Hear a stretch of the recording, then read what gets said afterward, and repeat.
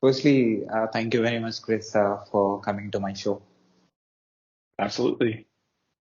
So I've gone through your profile. I can see you have done a lot of work and still doing a lot of work and doing a lot of service to the world. So I thought to tell about your work to my audience. Perfect. Happy to always talk about myself. So before that, can you please introduce yourself? Sure. My name is Chris Bruce. I'm a five-time venture-backed founder. Currently, I'm the CEO and co-founder of a Web3 infrastructure company called Blockjoy. Previously, I sold a company to Electronic Arts and I sold a company to Mattel. So I've been around for quite some time. I am a hands-on technical type, but I do a lot in product and marketing as well. So when you started this blog,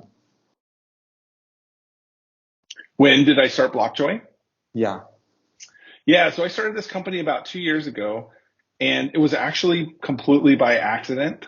I was just building something for myself and some close friends and family, and we did such a good job at building this and lowering the cost of running a blockchain node that it turned out a lot of people wanted to use it, and we ended up becoming pretty successful. We went on to raise some funding, and we recently closed a Series A with Google Ventures or Gradient Ventures, the Google venture arm. They basically led our Series A. And so, yeah, it's been great. It's been busy. Like I said, it's kind of happened by accident. So I'm pretty excited. So from which part of the world your service is being used? Yeah, so pretty much all over, to be honest. So we have customers that use it in the United States, use it in Asia, use it in Europe, so all over the world. And in fact, I am originally from Southern California in the United States, but now today I live in Berlin. I've been here for 3 years. So even myself and my team is completely distributed around the world. And what problems exactly you want to solve? So for this particular use case, so if you know anything about Web3 is more of an idea about decentralizing the internet. So we have companies like Google, we have companies like Facebook, we have companies like Twitter. They are owning your social media content, your data. They are kind of infringing a little bit on your privacy so that they can sell ads and make revenue. But it's your content that you're putting out there. It's your, you know, effort and hard work that does things. Other platforms like YouTube monetize and you get some money back, but it's very hard to be monetized. And so the big cut goes to them big companies. And what I'd like to see is, blockchains and crypto be used as a tool to usher in the next evolution of the internet where those companies don't no longer have control over your privacy, your personal data. And instead, we have all of these web services that are completely decentralized and they have no intermediary. They have no person operating in the middle. And the nice thing about this is if you have resources to provide, you can provide them. You can earn, crypto for providing those resources. And if you're a consumer, you can use those resources and you can pay in crypto. And so I think it's a really good, perfect solution. And I guarantee you at some point, there'll be a decentralized ad network. So if you still want to use this existing ad model so that you can use the social media networks for free and still not have an intermediary, that's all possible as well. And how many users you have now? Oh, that's a good question. So we launched a beta. So we've actually have customers like crypto.com, Binance, the Helium Foundation. We have quite a few customers that have been using us over the last 2 years. So big, enterprise level customers. But what we did is we took this platform and we opened it up so that anybody can use it. It's in beta right now. Last I checked, we have 400 or 500 people using it. But we have a lot of, companies that we're talking to about coming on board. And so these are big companies that have, thousands and thousands of blockchain nodes that they run.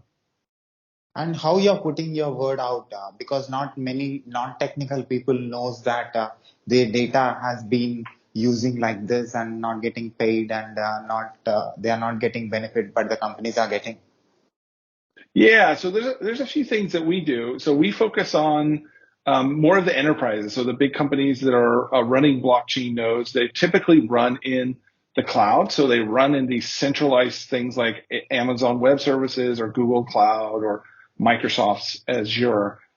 But to run those in the cloud, you're kind of running them again on a centralized entity. And so you're sort of centralizing that service. And because of that, it's also very expensive. To run things in the cloud today have really grown over the last 15 years that I've been using the cloud, and it's becoming very cost prohibitive.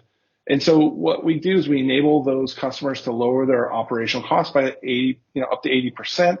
And then we allow them to run those nodes anywhere on bare metal servers, anywhere in the world on any other bare metal provider. And so it's a way for them to decentralize the network, to add diversity. They can run it in their garage. They can run it, in a data center that they own. They can run it in bare metal servers that they rent somewhere else, but it basically gets them off the cloud. And so I think that's a really strong, compelling way. And because of that, word is starting to get out because of the cost factor. I also run a podcast that's relatively new called WTF Web3. And so part of our goal with that podcast is to talk a lot about the issues of the internet today and what Web3 could bring. And, there is a bit of a misnomer when we talk about Web3. Most people think of crypto, they think of scams, they think of $1 million ape pictures, NFTs and things like that. But there's a whole other side to Web3, which is really about the decentralized internet. And so we're doing our best to get it with our podcast and coming on podcasts and shows like this as well. And who will get most benefit with this? I think anybody that wants to run a blockchain node. So part of decentralizing the internet is having people run servers that help, run the apps and the data and the decentralized things for that particular service. And so what we want to do is we want to make it very easy for anybody to run a node and participate in Web3. And, by participating in Web3, usually you're earning some kind of token. So hopefully they have the tools that make it very easy. They're very cost-effective tools compared to what you have today in the cloud. And so it just makes it more accessible for anybody to use. But how you're presenting and how you're reaching people with the service that you have? Yeah, so today, right now, we are focusing on larger node operators. So we go direct to them. We have people that have worked with a lot of different providers in the community. And so we're trying to go after some of these bigger players that run a lot of servers on the cloud. We're trying to get them to take those off the cloud and then run them more decentralized and distributed elsewhere. And so a lot of it is just contacts and stuff that we have today. Of course, we do some marketing. We do some PR. So we get some press coverage here and there, but it's traditional. The thing about today about marketing, traditional marketing, when we talk about marketing, there's really kind of three levels of marketing, right? So there's paid media, there's owned media, which is content you create like yourself. And then there's earned media, where somebody comes to you, like you came to me and said, hey, I want to have you on my show. And so those are the three avenues. What we're seeing today, traditionally, is paid media. You want a commercial on TV, you pay for it. You want ads in Facebook or in LinkedIn, you pay for it. But what we're seeing today is those don't work. Social media is really, like TikTok and YouTube, is really completely dumped that on the head. And now owned media, which is the content you create and produce, and earned media are more of the best ways for marketing and the best return on investment. And so we're really working on that effort. But as you know, having a podcast of your own, it takes a while to get a podcast off the ground. So, you're going to spend a year or so making content that, gets very little viewership. And then one day, like a hockey stick, people start to discover it and they look at all your great content and you start to go up. So those are investments that take some time. And so like the WTF podcast, we're really focused on talking a lot about the messages and things that Blockjoy wants to help support. But it takes time. Since we just started the podcast, a couple months ago, it's going to take time to build up. But that's how, social media mostly. And how you're presenting your work on your podcast? So our podcast tries to stay somewhat neutral over Blockjoy. We don't try and promote Blockjoy too much. Usually we have a link whenever we publish the podcast to Spotify or to YouTube. We have a link back to Blockjoy. But what we like to do is talk about important topics in Web3. We really want to separate the sort of crypto utility, the things that are good for the internet, versus the scam stuff that are kind of BS and not necessarily good. And so we talk a lot about that. And so the idea is that we're providing content that's valuable. It's not Blockjoy related. And, hopefully people will see that and see how knowledgeable we are and, how much we love and appreciate the goals of Web3, the truest intent of Web3. And hopefully they'll come and check us out. And, eventually we'll build an audience that will know about Blockjoy. And if they need to run nodes, they know where to find us. And how much people are aware of this decentralization concept? That's a good question. I don't have a hard number. It's growing every day. So if you look at like Web3, hashtag on Twitter or YouTube, it's definitely growing and people are getting more familiar with it. The biggest problem that Web3 faces is that it's closely related to crypto. Crypto is kind of part of the process of decentralizing these things. So blockchain technology is used heavily to have these decentralized applications. But as you may have noticed, the crypto is going up and down. There's a lot of scams. There's a lot of up and downs in crypto. And so at some point, when these people cheat the system and try and, basically steal a bunch of money from customers, it doesn't make crypto look good. But fundamentally, once you understand it, it's good. But again, I think we still have a long way to go for people to understand it. I will say that the last metric I have is I believe there's about 80 million crypto wallets created, and that represents about 3% of the entire population. So only 3% of the population maybe even have a crypto wallet. So there's a lot of room for people to get more familiar with this and start to learn about it. But it's one of those things where they should learn because the knowledge is power in this particular case. And what is the feedback that you're getting? I think the feedback, like I said, we just kind of launched beta, a few weeks ago.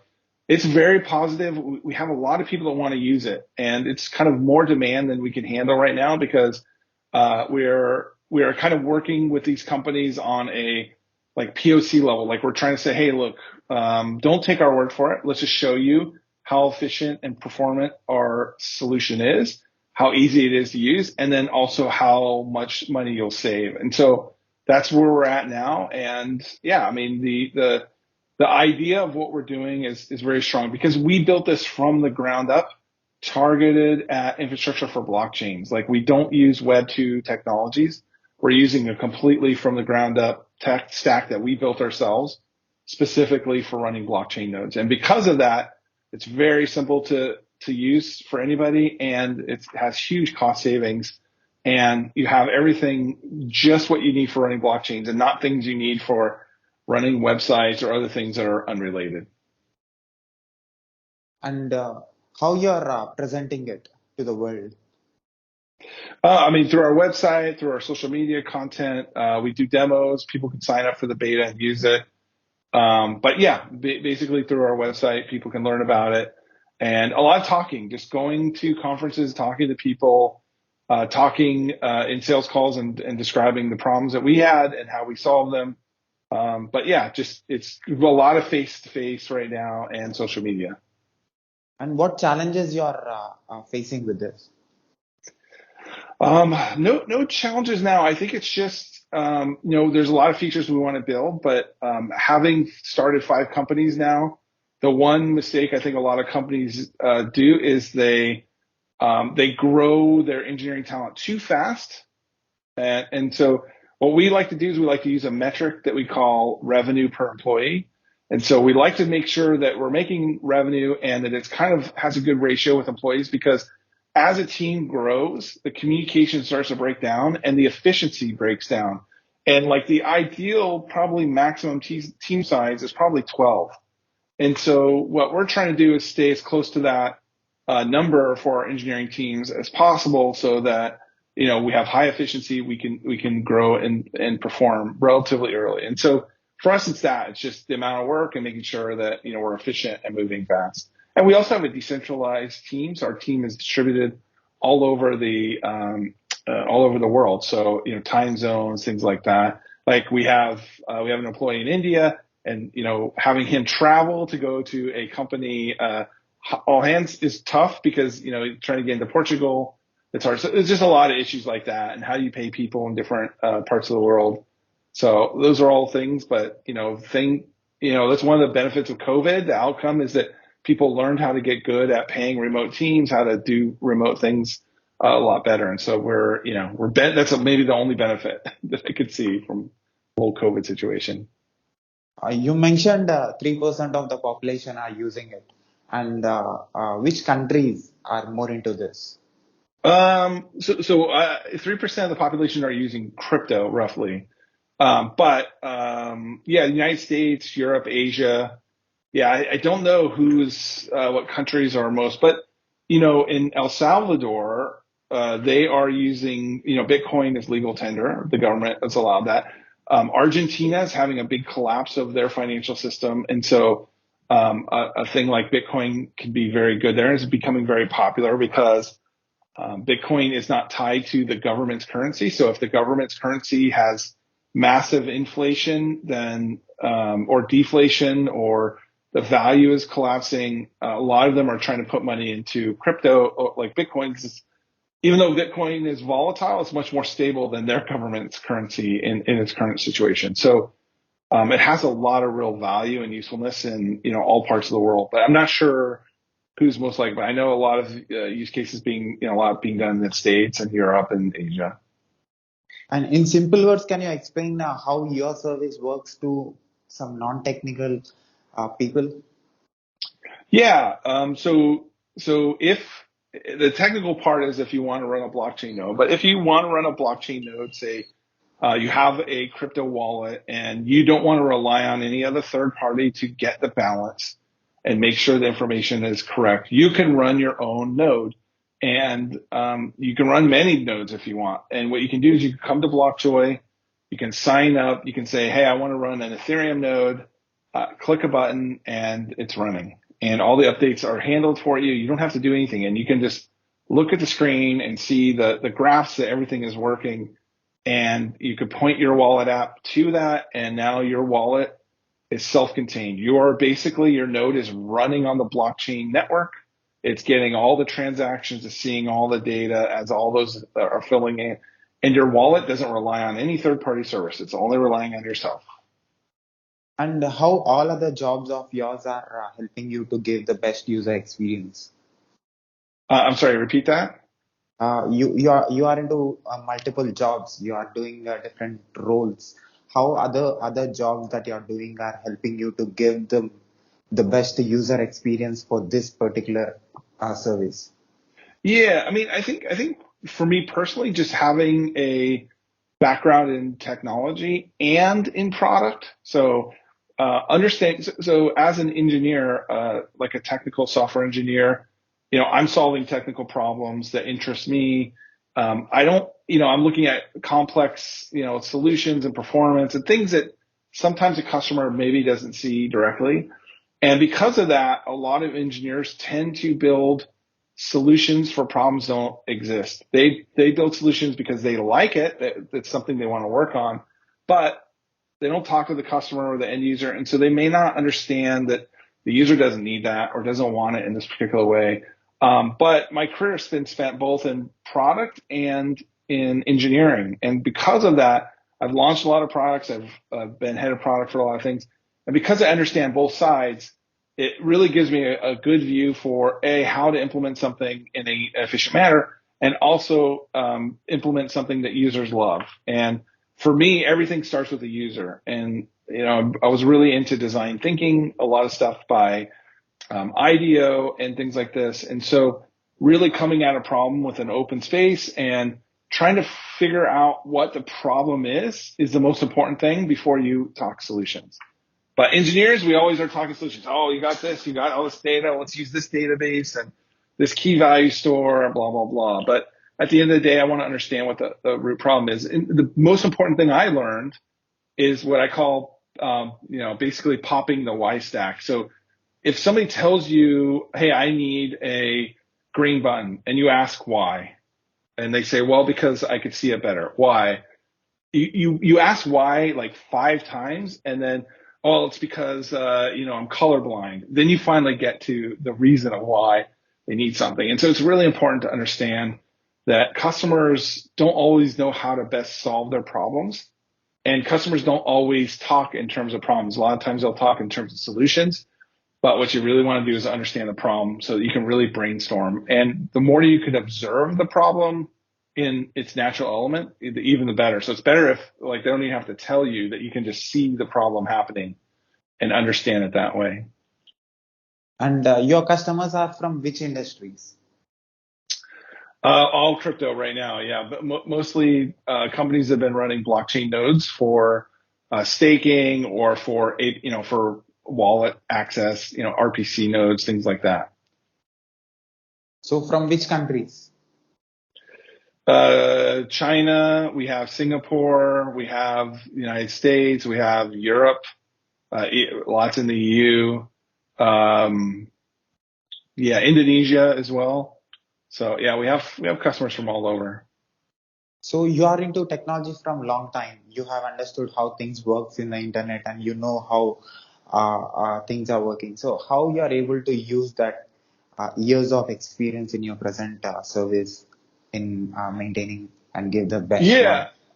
Yeah, so as I mentioned with Blockjoy, it started as an accident. And because me and my co-founder are both experienced engineers, we didn't intend to create a company, but we wanted to run nodes for ourselves.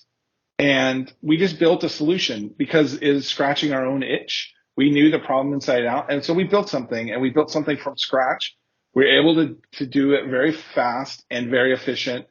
And because we rethought the problem from scratch, based on our years of experience, what that led us was some kind of technological innovations that basically make this so that we can run nodes at a fraction of the cost. For example, when we started, it cost $200 a month to run an equivalent node on Amazon Web Service, but for our platform, it only cost us $11 a month. So we're able to really, make these dramatic price reductions.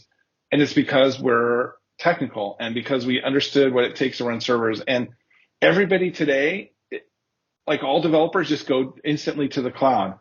But when my co-founder and I started 20 plus years ago, we were on the first.com and there was no cloud. You basically bought servers and you installed servers into data centers. And so we understand bare metal from day one. And then everything evolved to the cloud because at some point the cloud was more cost effective. But today it's not. Like, I'm pretty adamant that the cloud is not where you want to be when you're scaling. I think everything that they do is like per minute pricing for like cell phone plans. It's like, who would pay per minute pricing for a cell phone plan anymore? Nobody. And that's kind of what the cloud has become. And we don't think it's great for blockchains.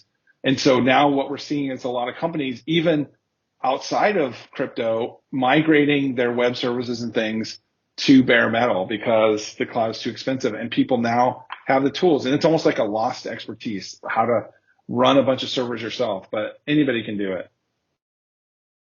And what size business companies with which size will get most benefit from this? Anybody can get benefit, even individuals, but what I think can focus on is large node operators. So big companies that run a lot of nodes for their business and depend on it, we could save them just a ton of money and a lot of operational overhead. We give them a lot of tools to automatically update nodes, to onboard brand new chains faster than anybody else. So if, a big company wants to support a new blockchain that just came out, using Blockjoy, they can do it within a day or so. And so, I would say our focus right now is B2B, but certainly anybody could come. It's easy enough that anybody could come and run even a single node if they wanted. But our focus really is on B2B at this point, because we think that these big companies running in the cloud are losing, tens of $millions of a year running big node operations in the cloud. And what about security and pricing? Yeah, so security is what I like about our approach is that we run on bare metal, and what we do is we provision the security tools in the customer's data center. And so all their keys and all that are all controlled and owned by them. We never touch them. We never have access to them. And so it's a pretty novel approach, and it makes it pretty easy. We also integrate with third-party key management services, so anything that works off of HashiCorp Vault. we can support. And so again, they don't have to give us any of their keys or their security. They can own it and manage it themselves, and we make it easy for them to do that. Pricing is pretty flexible. So for anybody running in their own bare metal, we charge a small monthly fee per CPU core. Anybody that wants us to run the nodes for them, it just depends on the type of blockchain that they want to run.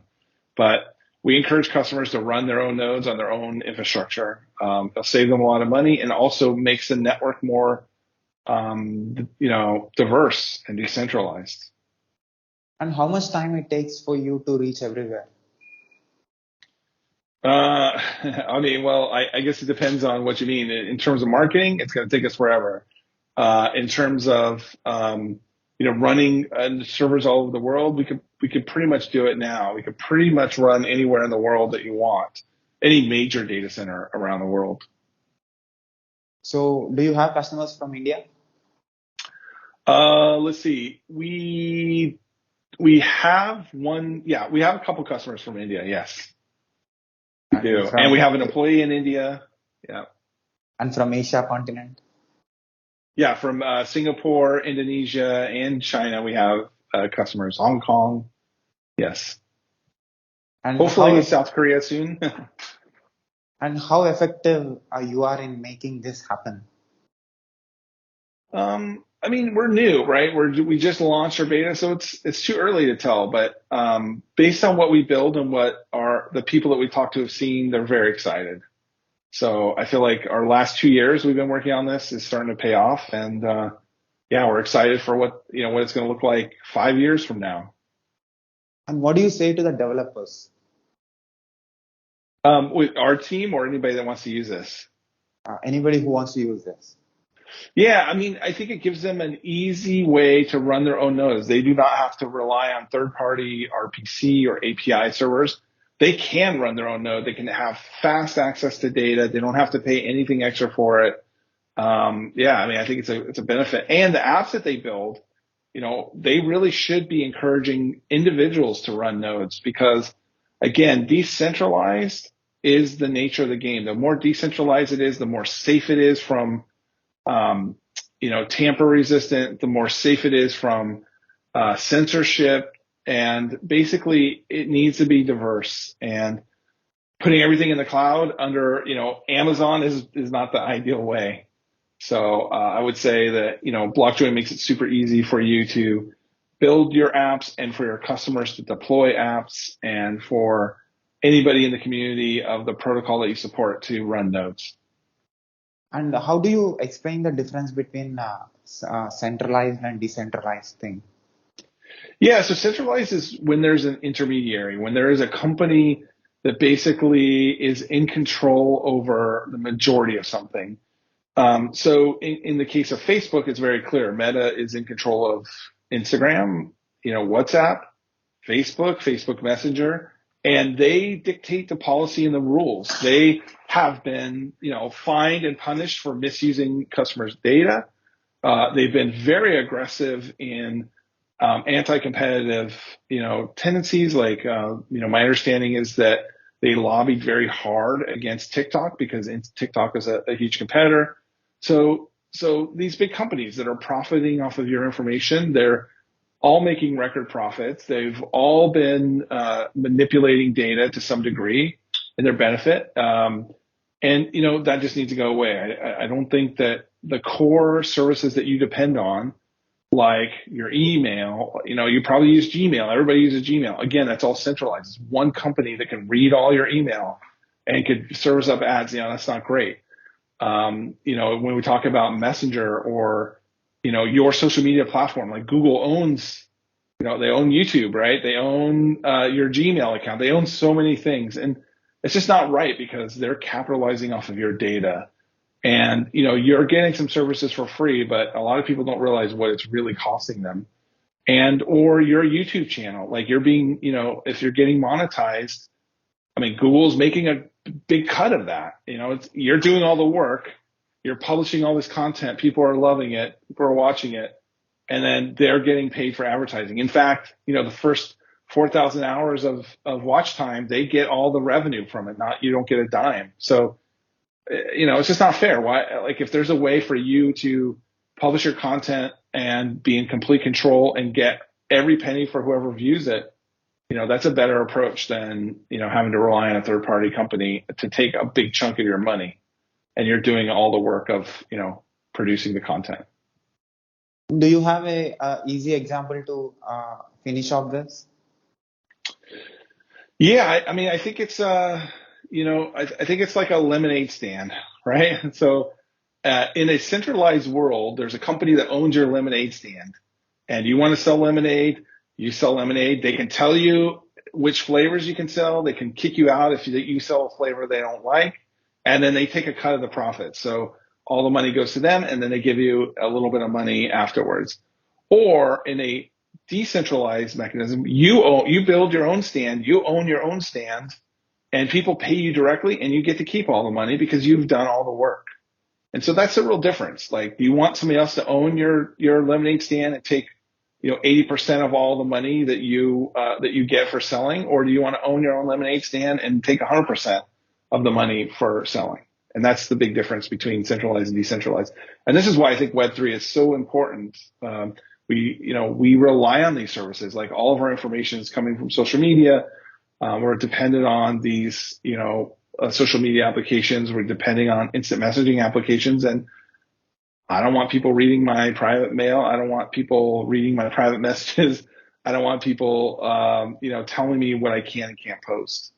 And so this is why it's important to get rid of the intermediaries. It's important to migrate from Web 2 to Web 3, where anybody can consume and anybody can, basically produce. And there's no intermediary. Can you spell your website to my podcast listeners? Sure. It's blockjoy.com, BLOCKJOY.com. And what about support? If they want information, if they want to know more? Just go to the website. There is a form where you can fill out, and it'll hit us and we can respond back to you. So it's pretty easy. And as a person who is into technology, who has a great understanding about internet and communication system and how things work in the internet, what is your observation about my work? Oh, I think it's great what you're doing so far. It's fantastic. I think you've had some really great guests. And look, I like that you are trying to you're building your own media empire. You know what I mean? Like, you're working hard, you're reaching out, you're, being consistent in publishing content, you're being tenacious and getting guests. I think it's great. I think you're going to be hugely successful if you just keep up the work that you're doing. It's fantastic. And one observation that I want yours, which means a lot to me because you're great in technology. What do you think that is working for me in order to talk with more than 100 country plus people? What that qualities are working for me? I think it's just your tenacity. I think pinging somebody, following up. I also think it's your approach, because what I like is that your angle or your niche, if you will, to your podcast is really about interviewing people from all over the world and how, where they are in the world impacts the work that they're doing. And so I think that's super exciting because, oftentimes nobody's really covering that. Nobody's talking about what it's like to, work and live in one country and that not being your home country, so it's very exciting. And it's very interesting that you're looking at what the global impact is, like how this company is having its impact on the world and where in the world it's having an impact. So that's all fantastic stuff. It's content that you can't really find anywhere. So it's great. I'll put your work in my website as well, with your web links and the service in detail that you're providing, so that people who comes to my website also can see in detail and can understand what you're saying. Perfect. That'd be great. And if you can put also like our podcast, WTF Web3, that'd be great too. It's just anchor.fm/WTF Web3. But yeah, perfect. I appreciate it. Thank you so much. I'll put all your links in the website. They can find it. Can I put this video on my YouTube channel with your permission? Yeah, of course. Absolutely. And also, can I put this audio and video clip on my podcast, website, internet, social media, everywhere with your permission? Yes, absolutely. Thanks, Chris, for your valuable time and telling about your work and telling about the service that you're providing and how you started this and what is your intention and what is your objective to do this. Yeah, well, thank you so much for having me on and taking the time to ask me all these questions and let me talk about myself. So appreciate it very much. Thank you. Thank you, sir. Keep going, keep doing the great work, and I hope you'll reach everywhere on the planet. Yeah, same for you. I mean, I hope your podcast continues to be successful and continues to grow, which I'm absolutely sure it will. Well, thank you so much. Thank you, sir, again. Okay, bye. Bye.